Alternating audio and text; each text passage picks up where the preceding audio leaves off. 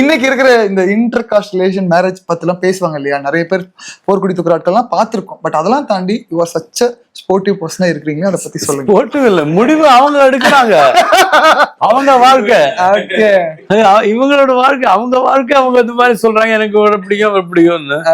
நமக்கு என்ன, எங்களுக்கு எனக்கு என் ஒய்ஃபுக்கும் அவங்களோட சந்தோஷம் மட்டும்தான் நாங்க பாக்குறது. அக்கா எப்படின்னா அவங்களோட லவ் எப்படி சொன்னாங்கன்னா, எங்க சேம் ரூம்ல தான் இருந்தாரு எங்க அப்பாவும் அவரும். ஆனா அவங்க என்னன்னா இவரை மெசேஜ் பண்றாங்க. ஆமா, மெசேஜ்ல தான் எல்லாம் சொல்றாங்க. வந்து தங்கச்சி வந்து நல்லாவே என்னோட மானத்தை வாங்க போறாங்க. இல்ல, இவளோட விஷயம், இவ நல்லா தமிழ் பேசுவா, நல்லா பேசுவா, எல்லாம் பண்ணுவா.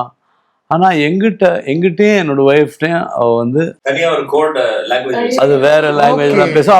அவ தமிழ் எங்கிட்ட வந்து தமிழ்ல பேச மாட்டான் எங்ககிட்ட. என்ன காரணம்? அதுதான் சீக்கிரம். அது என்னதுன்னு எனக்கே காரணம் தெரியலங்க. எனக்கு இன்னி வரைக்கும் நானே யோசிச்சு பாத்திருக்கேன். பாருங்க, உங்கள்ட்ட எவ்வளவு அழகா தமிழ்ல பேசுறாங்க பாருங்க.